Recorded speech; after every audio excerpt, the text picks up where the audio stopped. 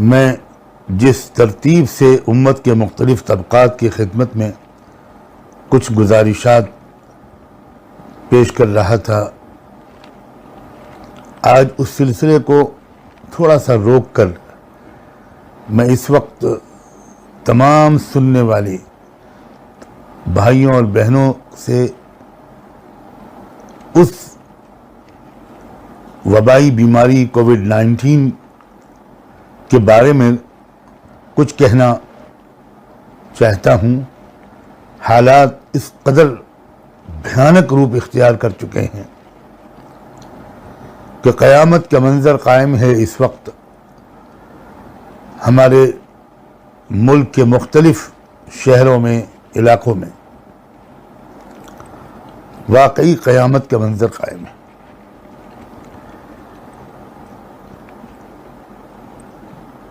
ہزاروں لوگ اس مرض کا شکار ہو رہے ہیں اور کسی اسپتال میں ایک بیڈ خالی نہیں بچا۔ لوگ ایک اسپتال سے دوسرے اسپتال اور دوسرے سے تیسرے اسپتال تک جاتے جاتے دم توڑ رہے ہیں۔ اس تصویر کی منظر کشی کرنا بہت مشکل ہے جو اس وقت زمین پر اس وقت ہمارے ملک میں بنی ہوئی ہے۔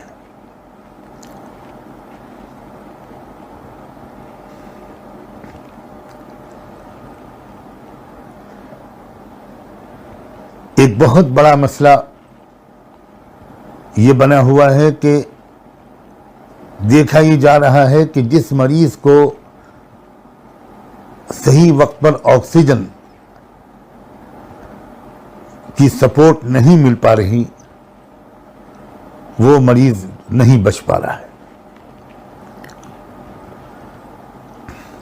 اور جس طرح اسپتالوں میں بیڈ بالکل ختم ہو چکے، اسی طرح آکسیجن کی سپلائی لائن بھی اکثر جگہ ٹوٹتی جا رہی ہے اور لوگوں کو آکسیجن نہیں مل رہا۔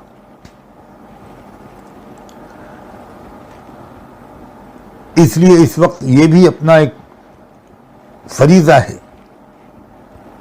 کہ اگر اس سلسلے میں بھی چند جملے اپنی پوری قوم، پوری انسانی برادری، پوری اسلامی برادری سب کے سامنے کوئی بات کہی جا سکے تو ضرور کہی جائے۔ میں آپ سے یہ بھی گزارش آج کروں گا کہ میرے اس بیان کو، آج کی اس معروضات اور گفتگو کو آپ زیادہ سے زیادہ پھیلائیں اور اس کو صرف مسلمانوں تک محدود نہ رکھیں، زیادہ سے زیادہ کچھ اس کی کوشش کریں کہ زیادہ سے زیادہ اللہ کے بندے اور بندیاں وہ کسی طرح اس بات کو سن لیں۔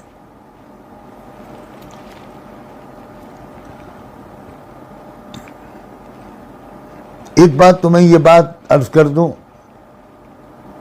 کہ یہ خیال جو بعض لوگوں کے ذہنوں میں آتے ہیں کہ بھئی کوئی وبا نہیں ہے، کوئی بیماری نہیں ہے، کوئی کرونا وائرس نہیں ہے، یہ سب جھوٹ ہے، افواہ ہے، اس پر دھیان بالکل مت دیں، اور یہ جو احتیاطیں بتائی جا رہی ہیں یہ سب بالکل بکواس ہے، اس طرح کی کسی احتیاط سے کوئی فائدہ نہیں ہوگا، کسی طرح کی ڈسٹینسنگ کی ضرورت نہیں ہے، اور اس کو دین سے جوڑا جاتا ہے۔ اور اس قسم کی احتیاطوں پر عمل کرنے کو ایمان اور توکل اور یقین اور تقوی سے کے خلاف سمجھا جاتا ہے، اور اس طرح کی باتیں سوشل میڈیا کے ذریعے سے برابر پھیلائی جا رہی ہیں تو بڑی تعداد میں بہت سے لوگ ابھی تک کنفیوژن کے شکار ہیں کہ یہ کیا صحیح ہے، واقعی کوئی وبا ہے یا نہیں ہے، واقعی کوئی ہم کو احتیاط کرنی چاہیے کہ نہیں۔ دیکھیے دو باتیں الگ الگ ہیں۔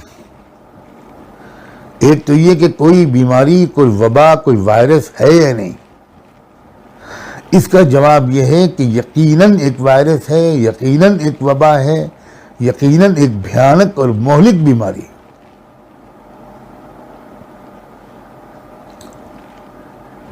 اور یہاں تک اس سوال کے جواب کا تعلق ہے کہ کیا اس بیماری کے پھیلانے میں کچھ شیطان نما انسانوں کی کوشش کا، ان کی انجینئرنگ کا بھی کوئی حصہ ہے؟ تو اب جو حقائق اب تک آ چکے ہیں سامنے، اس سے تو یہ بات شاید میں اگر یہ کہوں کہ تقریباً طے اور یقینی ہو چکی ہے کہ جی ہاں، اس وائرس کے اس کو اتنا خطرناک بنانے میں کچھ شیاطین انس کا کبھی حصہ ہے. انہوں نے واقعی اس میں اس طرح کی انجینئرنگ کی ہے کہ یہ بہت زیادہ خطرناک ہو گیا. میں یہ بات سرسری طور پر نہیں کہہ رہا ہوں. اب تک میں پچھلے 1 سال سے اس سلسلے میں جو سائنسدانوں، میڈیکل سائنس کے ماہرین نے جو ریسرچ کیا ہے، اور یہ ریسرچ کرنے والے جن کی طرف میں اشارہ کر رہا ہوں، ان میں ایک بھی مسلمان نہیں ہے. کوئی یہ کہا جائے کہ یہ مسلمانوں کی طرف سے یہ الزام لگایا جا رہا ہے، نہیں، یہ نان مسلم انٹرنیشنل حیثیت کے سائنسدانوں کی طرف میں اشارہ کر رہا ہوں، جن میں سے اکثریت یورپ بیسڈ ہے. کئی سے ڈاکٹروں نے جرمنی میں اور اسی طرح یورپین کچھ اور ملکوں میں اپنی آرگنائزیشنز بنا رکھی ہیں جو یہ اپنے ریسرچ کے نتائج کو منظر عام پر لا رہے ہیں لوگ. تو خیر، اب وہ انجینئر ہے، یہ تو طے ہے تقریباً، واقعی اس میں انسانی ہاتھ ہے. لیکن انسانی ہاتھ ہے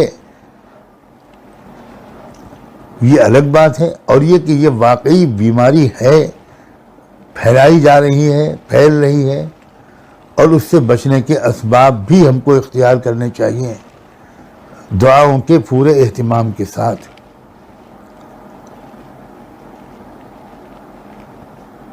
اور اگر کسی کو اس کی علامتیں شروع ہو جائیں تو اسے بالکل خوف زدہ ہوئے بغیر اللہ کی قدرت کو، اس کی طاقت کو پورا یقین کر کے خوب دعا مانگنی چاہیے. اس سے اس کے اندر ایک قوت ارادی بھی مضبوط ہوگی. اور آپ یہ بات جانتے ہیں کہ کسی مریض کے لیے اپنی بیماری سے لڑنے اور صحت یاب ہونے کے لیے ایک بہت بڑا سبب اس مریض کی ول پاور کی مضبوطی ہے. کیونکہ جب انسان گھبرا جاتا ہے، مایوس ہو جاتا ہے، تو اس کے اندر وہ ہارمونز نہیں بن پاتے، وہ چیزیں اس کے جسمانی نظام میں حرکت میں نہیں آ پاتی جو اس کی امیونٹی کو، اس کی قوت مدافعت کو مضبوط کریں. انسان کی جس طرح کچھ دواؤں اور غذاؤں سے قوت مدافعت طاقتور ہوتی ہے، اسی طرح انسان کی سوچ سے، اس کی نفسیاتی کیفیت سے، اس کے قلبی کیفیت سے، اس کے دل و دماغ کی کیفیت سے بھی اس کی قوت مدافعت مضبوط ہوتی ہے. اب تو میڈیکل ریسرچ کرنے والوں نے یہاں تک ثابت کیا ہے کہ اگر کوئی انسان معاف کرتا ہے دوسرے کو اور معافی مانگتا ہے تو اس کے اندر کی قوت مدافعت بڑھتی ہے، اس لیے کہ ایک ذہنی سکون اس کو حاصل ہوتا ہے. اور ذہنی سکون و اطمینان انسان کی امیون سسٹم کو، قوت مدافعت کو مضبوط کرنے میں ایک بہت بڑا رول پلے کرتا ہے. یہ تو میڈیکل ایکسپرٹ ثابت مانتے ہیں.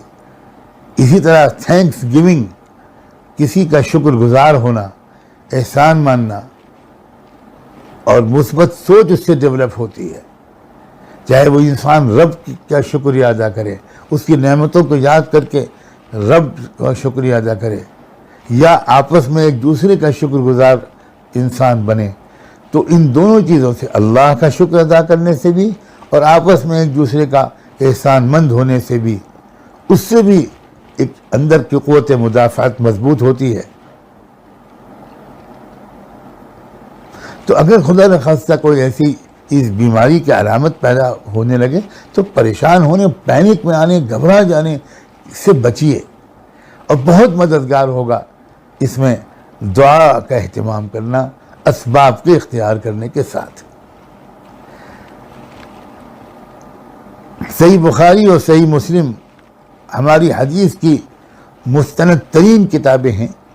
اس میں اللہ کے رسول صلی اللہ علیہ وآلہ وسلم کا ایک حکم درج ہوا ہے کہ حضور نے یہ سکھایا تھا. حضرت محمد صلی اللہ علیہ وآلہ وسلم نے یہ سکھایا تھا اذا سمعتم الطاعون بأرض فلا تدخلوها واذا وقع بأرض وانتم فيها فلا تخرجوا منها. کہ اگر کسی علاقے میں طاعون پھیلنے کی تم کو خبر ملے تو تم اس جگہ مت جاؤ، اور اگر وبا ایسی جگہ پھیلے جہاں تم پہلے سے مقیم تھے تو تم پھر وہاں سے باہر مت نکلنا. اب یہ کتنی سائنٹیفک ہدایت ہے جو اللہ کے رسول نے دی ہے. جہاں بیماری پھیل رہی ہو وہاں تم مت جانا، اور اگر جہاں تم ہو وہیں بیماری پھیل رہی ہو تو اپنے آپ کو اسی جگہ آئسولیٹ کر لو، یعنی اسی جگہ اپنے آپ کو اس سے باہر مت نکلو. ظاہر ہے کہ اس کا صاف مطلب یہ ہے کہ اگر تم وہاں سے باہر نکلو گے تو تمہارے ساتھ وہ بیماری دوسروں تک بھی پہنچ جائے گی. اور اگر تم کہیں پر موجود ہو، اگر تم ایسی جگہ پر ہو جہاں بیماری نہیں ہے اور ایسی جگہ کوئی اور ہے جہاں بیماری پہنچ گئی تو تم وہاں مت جاؤ، کیونکہ وہاں تم کو لگ جائے گی بیماری، اس کا خطرہ ہے. اور جس علاقے سے تم جا رہے ہو اور وہاں بیماری ہے تو تمہاری وجہ سے دوسروں کو لگ جائے گی. یہ ایک بہت صاف ہدایت ہے. 1500 سال پہلے اللہ کے رسول صلی اللہ علیہ وآلہ وسلم نے پھیلنے والی وبائی بیماریوں سے بچنے کا یہ آسان اور سائنٹیفک اور بہت پریکٹیکل طریقہ آپ نے بتایا تھا. ذہن میں رکھیے گا کہ صحابہ کرام کے دور میں بھی وبائیں پھیلی تھیں، انفیکشس ڈیزیزز پھیلی تھیں، اور بڑے بڑے صحابہ کرام اس کا شکار ہوئے. سیدنا ابو عبیدہ بن جراح، سیدنا معاذ بن جبل وہ طاعون کی بیماری میں مبتلا ہو کر شہید ہوئے. حضرت سیدنا معاذ کی تو اہلیہ کا بھی انتقال اسی بیماری میں ہوا، ان کے ایک صاحبزادے بھی اسی بیماری میں مبتلا ہو کر شہید ہوئے. اور یہاں تک مستند تاریخ کی کتابیں بتاتی ہیں کہ اس دور میں 25,000 افراد تقریباً اس بیماری کا شکار ہوئے تھے، جن میں صحابہ کرام بھی تھے اور تابعین بھی تھے. تو یہ تو چیزیں ایسی ہیں کہ آپ یہ سوچیں کہ بھئی نیک لوگ کیسے شکار ہو جاتے ہیں، علماء کیسے شکار ہو جاتے ہیں، صالحین کیسے شکار ہو جاتے ہیں، یا خدا نخواستہ کوئی سوچنے لگے کہ میں تو بڑا نیک و دیندار آدمی ہوں، مجھے تو اللہ پر یقین ہے، مجھے تو ایک بیماری نہیں لگے گی، اور پھر وہ اس کی وجہ سے کوئی احتیاط نہیں کرتا، احتیاطی تدابیر جو بتاتے ہیں ان سے بدگمان ہونے لگتا ہے. تو یہ صحیح نہیں ہے.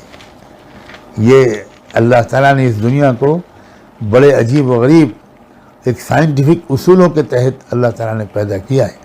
قدرت یقیناً اللہ تعالیٰ کو اس میں ہے، یقیناً قدرت ہے کہ کسی کو بھی مستثنا کر دے، اس کو اسباب کا اثر اس کے اوپر نہ ہو، لیکن یہ قدرت ہے. ایسا اللہ تعالیٰ عام طور پر کرتے نہیں ہیں. جو اللہ تعالیٰ کی سنت جاریہ ہے وہ تو یہی ہے کہ تم اگر آگ میں انگلی ڈالو گے تو آگ جلائے گی، جلو گے. تم زہر کھاؤ گے تو اس کا اثر ہوگا، کوئی کسی پر گولی چلائے گا تو اس کا اثر ہوگا.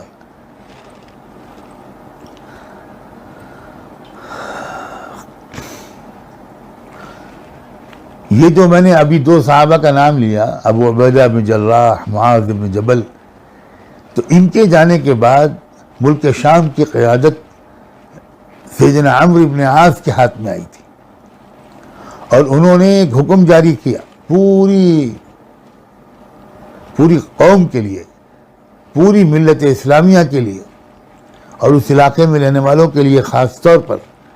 اور اس حکم کے الفاظ بھی آپ کے سامنے میں پیش کرتا ہوں.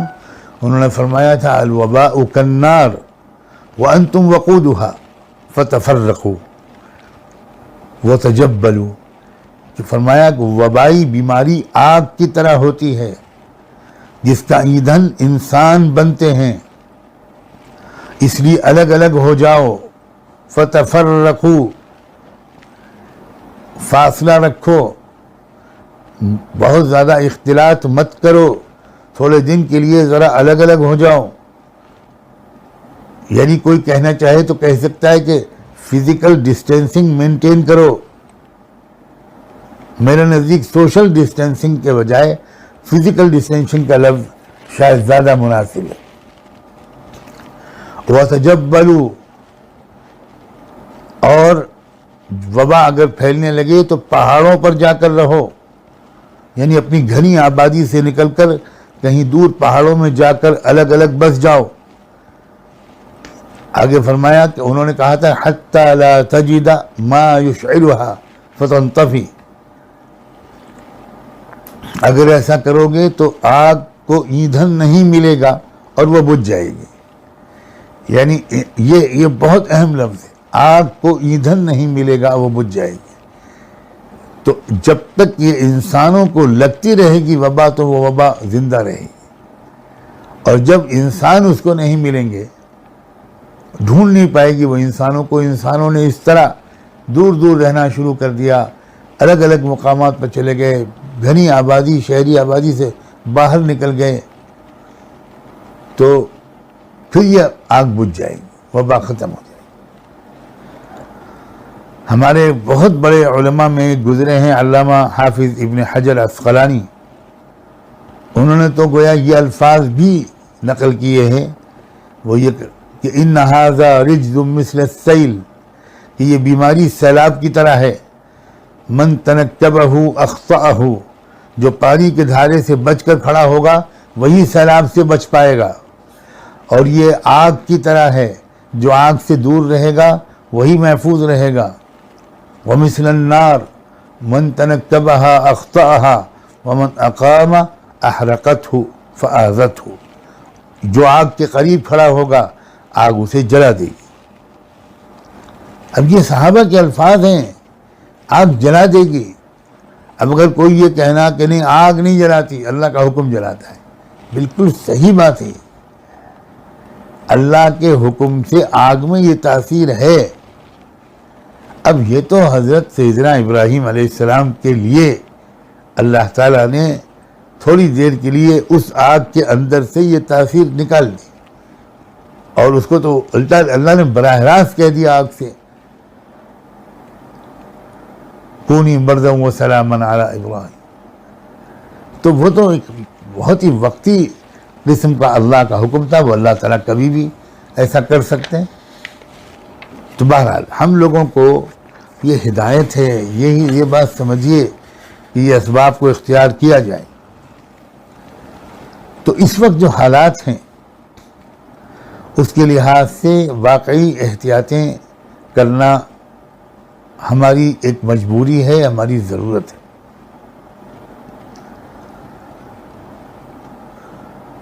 ان احتیاطوں کے ساتھ ساتھ جو بھی اسباب بتائے جا رہے ہیں ان کو اختیار کرنے کے ساتھ، جیسا کہ میں نے ابھی درمیان میں کہا تھا، شروع میں کہا تھا کہ آکسیجن کا مسئلہ بہت زیادہ بہت بنیادی اہمیت اختیار کر گیا ہے. اس بارے میں ایک خاص بات اور بھی کہنا چاہتا ہوں. دیکھیے، آکسیجن کی اتنی سپلائی نہیں ہو پا رہی ہے جتنی ڈیمانڈ ہے. یہ بہت بڑی کمی ہے. یقیناً اس میں ہماری حکومت کا، سرکار کا ٹوٹل فیلیور ہے. اور یہ ایک بہت بڑا مسئلہ یہ بھی بنا ہوا ہے کہ ہماری قوم جو ہے اس کا ذہن اگر مذہبی ہوتا ہے تو سائنٹیفک نہیں رہتا، اور سائنٹیفک بنتا ہے تو مذہبی نہیں رہتا. یہ جو معجزہ ہے محمد الرسول اللہ کا، اور یہ اسلام کی خصوصیت ہے کہ اسلام نے اعلیٰ درجے کا مذہبی اور اسپریچول اور روحانی ذہن بھی بنایا، اور بیک وقت اسی وقت ایٹ دا سیم ٹائم بہترین قسم کا سائنٹیفک اپروچ بھی سکھائی۔ یہ اسلام کی بڑی زبردست خصوصیت ہے۔ مسلمانوں میں بھی اب یہی تقسیم ہو گئی، وہ لوگ جو سائنٹیفک ایک ویژن یا اپروچ رکھتے ہیں وہ زیادہ متوجہ نہیں ہوتے مذہبیات کی طرف، روحانیات کی طرف،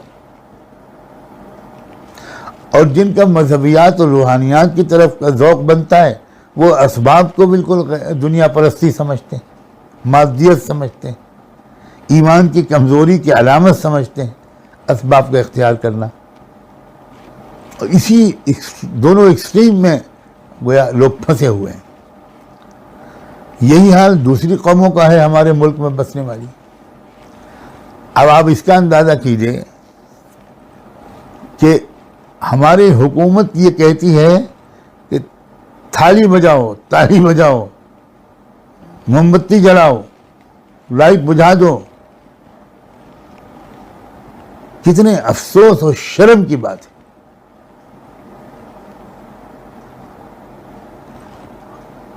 جو چیز سکھائی ہے اسلام نے اس کو اپنائیے، اس کو سمجھیے، اس کو اپریشیٹ کیجیے، اس کی گہرائی میں اترنے کی کوشش کیجیے۔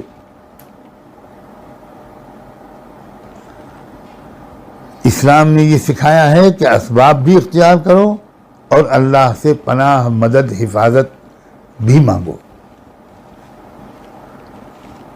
ایک ملٹی ڈائمینشنل اپروچ ہے، اور بالکل اس میں کوئی تضاد نہیں ہے، کسی طرح کا کنٹراسٹ نہیں ہے۔ اب اسباب میں سے ایک سبب ہے آکسیجن کا مسئلہ۔ یہ بالکل دیکھا جا رہا ہے کہ جس کو وقت پر آکسیجن مل جاتی ہے الحمدللہ وہ بچ جاتا ہے، اور جن کو وقت پر آکسیجن نہیں مل پاتی وہ بیچارے دم توڑ دیتے ہیں۔ تو اب اسپتالوں میں آکسیجن نہیں مل رہی ہے تو ایک اس کا متبادل بتانا چاہتا ہوں۔ دیکھیے، ایک چیز ہوتی ہے آکسیجن کنسنٹریٹر، ایک ہے آکسیجن سلنڈر، یہ نہیں مل پا رہا ہے۔ ایک ہے آکسیجن کنسنٹریٹر، ایک مشین ہوتی ہے جس کو اگر آپ اپنی پلگ لگا دیں اور الیکٹرک سے اس کو جوڑ دیں تو وہ آکسیجن بناتی ہے، اور وہ مریض کی ناک میں اس کی پائپ ڈال دیا جائے ہلکا سا، بالکل باریک سا، تو آرام سے آکسیجن ملتی رہتی ہے۔ یہ خرید کر اپنے گھر میں رکھا جا سکتا ہے۔ میں کوشش کرتا ہوں انشاءاللہ کہ آج ہی اسی بیان کے بعد فوراً ایک ویڈیو کے ذریعے اس کی کچھ تفصیلات بھی آپ کی خدمت میں بھجوا دوں۔ وہ آن لائن اویلیبل ہے اس وقت، اور ہو سکتا ہے بہت سے شہروں میں ڈیلرز میں کے یہاں بھی، ان کی شاپس میں بھی، ان کے شو روم میں بھی مل جائے۔ ایک بار یہ خرید لیجئے، پھر اس کی ریفلنگ وغیرہ نہیں کرانی پڑتی، اس کا کوئی دوبارہ بھرواؤ، اس کی کوئی ضرورت نہیں پڑتی۔ اس کا اصول یہ ہے کہ جو ہوا ہر طرف چل رہی ہے اس ہوا کو یہ لیتا ہے، یہ مشین لیتی ہے، اور نائٹروجن اس کے سے الگ کر دیتی ہے، اور آکسیجن پیور فارم میں بنا کر اس کو سب مریض کو مل جاتی ہے آکسیجن۔ میں خود جب اس کووڈ-19 میں مبتلا ہوا تھا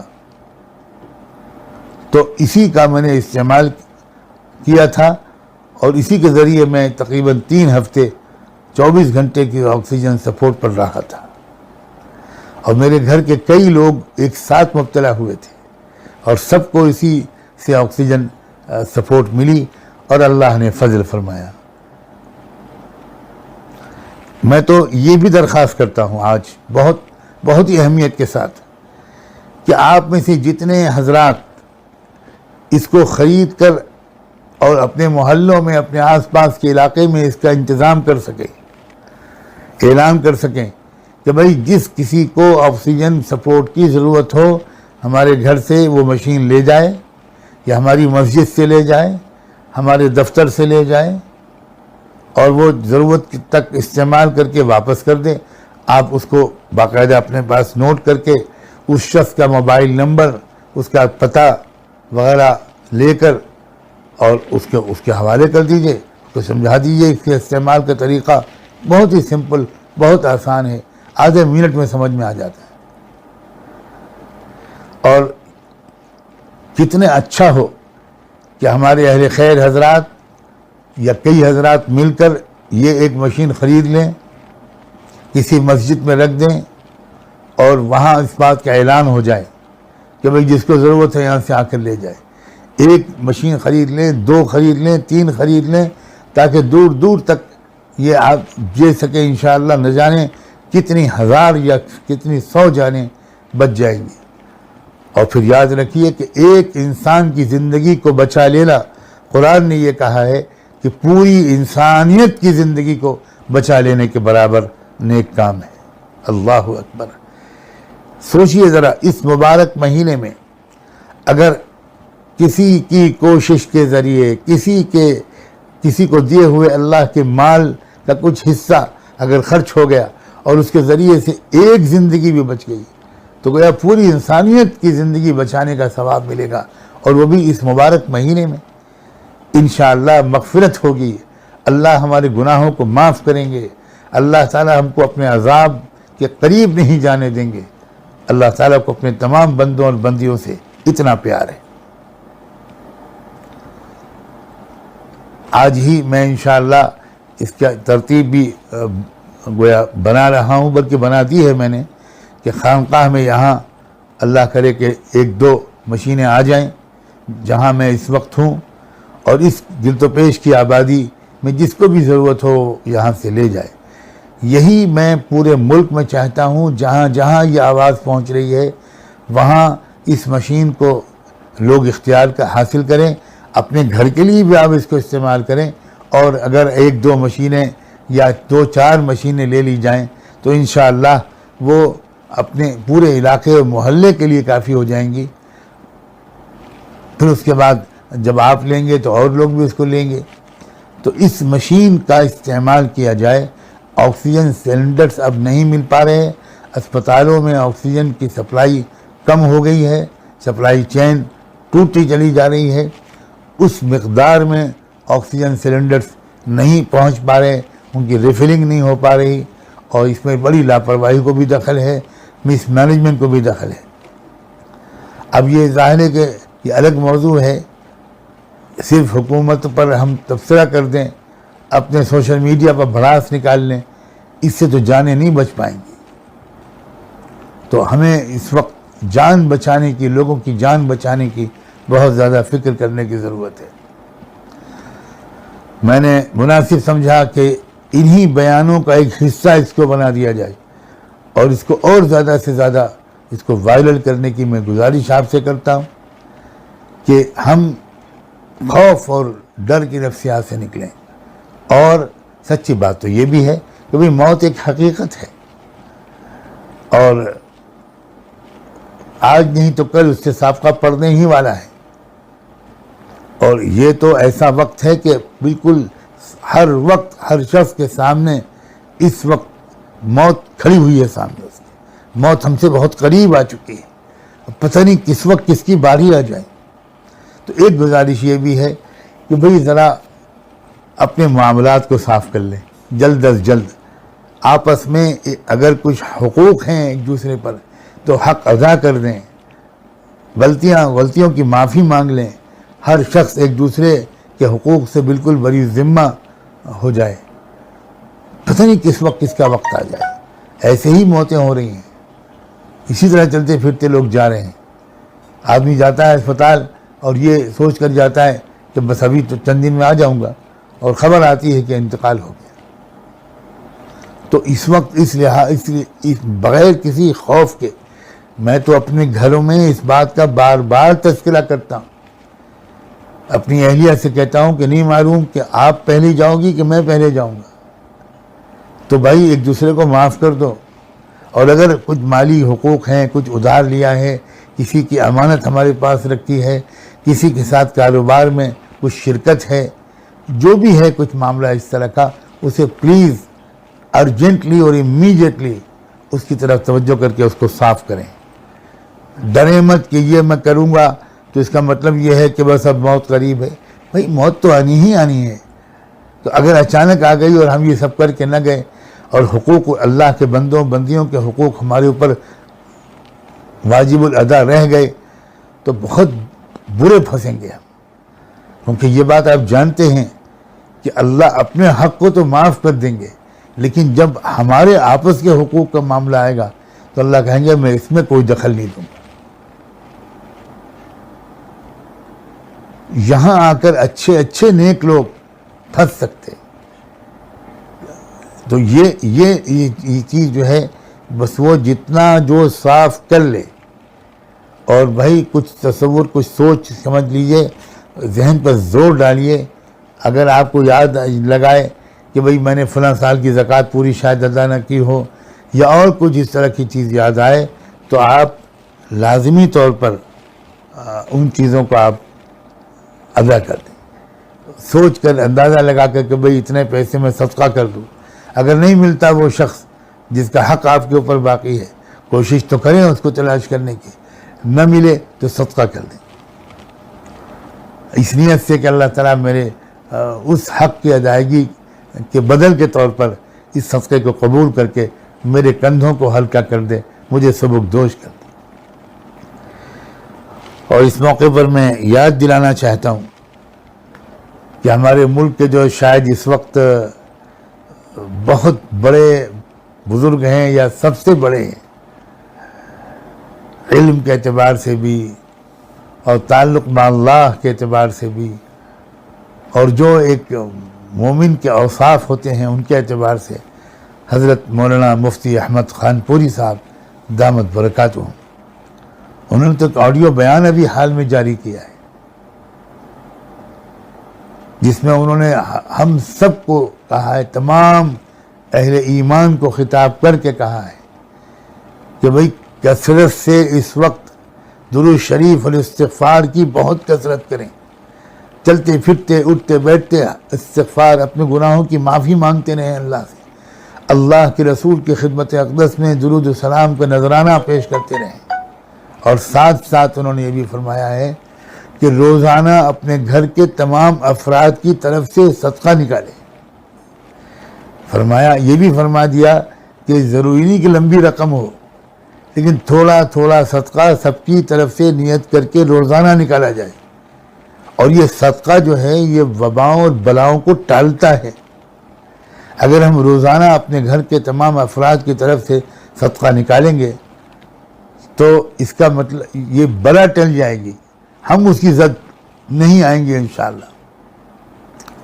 تو اعمال کے ذریعے بھی اور اسباب کے ذریعے بھی اس وبا سے، اس بیماری سے، اس کووڈ-19 سے بچنے کی اور بچانے کی جو کوشش ہم اور آپ کر سکتے ہیں ضرور کریں. یہ ہے میری آج کی گزارشات کا خلاصہ. اللہ تعالیٰ عمل کرنے کی ہم سب کو توفیق دے. ہم اپنے ساتھ بھی احسان کریں اور دوسروں کی بھی خدمت کریں. زیادہ سے زیادہ خدمت کا ہم اپنے اندر جذبہ پیدا کریں. اس موقع پر بہت ہی خوشی اور امید کے احساسات جاگتے ہیں جب یہ دیکھا جاتا ہے کہ ایک بار پھر پچھلے سال کی طرح جگہ جگہ مسلمان اس وقت پھر ایک مرتبہ مریضوں کی خدمت میں سرگرم عمل ہو گئے ہیں. ہر جگہ سے یہ خبریں آ رہی ہیں کہ جو غیر مسلم لوگ موت کے شکار ہوتے ہیں ان کے گھر والے ان کی لاش کے قریب نہیں آتے اور ان کو شمشان گھاٹ تک پہنچا کر آخری رسوم ادا نہیں کرتے. مسلمان ہی اپنے مسلمان رشتہ داروں اور عزیزوں پڑوسیوں کے علاوہ ان غیر مسلم لوگوں کی آخری رسوم بھی مسلمان ادا کر رہے ہیں، مسلمان ان کو شمشان گھاٹ کی طرف لے جا رہے ہیں اور مسلمان ان کی چتا میں آگ لگوا رہے ہیں۔ یہ مسلمان بڑی خوشی ہوتی ہے کہ اتنے ٹوٹے پھوٹے دور میں ہونے کے باوجود خدمت کے لحاظ سے مسلمان جب ایمرجنسی حالات آ جاتے ہیں تو اللہ کا شکر ہے سب سے آگے کھڑے نظر آتے ہیں۔ گزشتہ سال بھی یہی ہوا تھا کہ اپنے گھروں کے لیے نکل کھڑے ہوئے ہزاروں بلکہ لاکھوں مزدوروں کی لمبی لمبی مسافتوں میں راستے میں خدمت زیادہ تر مسلمانوں ہی نے کی تھی، اور یہ تو زیادہ تر کا لفظ میں احتیاطاً استعمال کر رہا ہوں، شاید 100% خدمت مسلمانوں ہی نے کی تھی۔ یہی صورتحال اس وقت موجودہ جو وبا کا دوسرا تیسرا حملہ ہوا ہے اس میں بھی مسلمان ہی آگے نظر آ رہے ہیں۔ آپ سب کو مبارک ہو میرے دوستو، میرے عزیزو، اللہ تمہارے رتبے بلند کرے، اللہ تم کو مزید حوصلہ دے، اللہ تعالیٰ تم کو بیماریوں سے، وباؤں سے، ذلت سے، گناہوں سے محفوظ رکھے، اور تم کو زیادہ سے زیادہ ہمت اور حوصلہ دے کہ تم اپنے انسانی بھائیوں اور بہنوں کی ان کی بھی خدمت کرو۔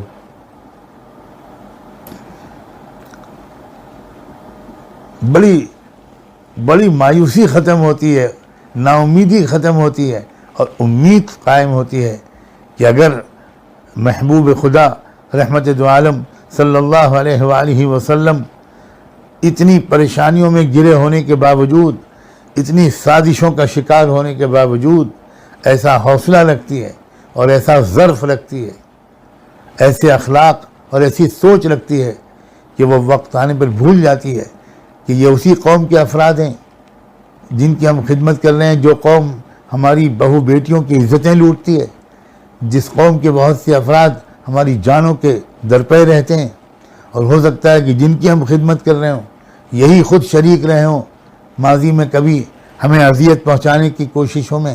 یہ سب بھول جاتا ہے مسلمان اور وہ خدمت میں لگ جاتا ہے۔ شاباش مسلمانوں، شاباش، بہت مبارکباد کے لائق ہو۔ ایک بار پھر کمر کسو، ایک بار پھر خدمت کے میدان میں اترو، اور اس وقت جو خدمت کا بہت بڑا میدان ہے وہ آکسیجن کا انتظام کرنا ہے، اور اگر آکسیجن سلنڈر وغیرہ نہ مل سکے تو وہ چیز جس کو میں نے کہا آکسیجن کنسنٹریٹر، اس کو تلاش کرو۔ اگر شہر میں کسی شو روم سے مل جائے تو، اور وہ آن لائن منگوانی پڑے تب، وہ آپ منگواؤ، اور اس کے ذریعے زیادہ سے زیادہ انسانی زندگیوں کو بچانے کی، خدمت انجام دینے کی بھرپور کوشش کرو۔ اللہ تبارک و تعالیٰ نیک نیتی اور سلیقے کے ساتھ پورے ملک میں اور ملک سے باہر بھی ہر جگہ ہمیں اور آپ کو، افراد ملت کو زیادہ سے زیادہ خدمت کرنے کی توفیق عطا فرمائے اور قبول فرمائے۔ وآخر دعوانا ان الحمد للہ رب العالمین، وصلی اللہ تعالی علی خیر خلقہ سیدنا مولانا محمد وعلی آلہ وصحبہ اجمعین برحمتک یا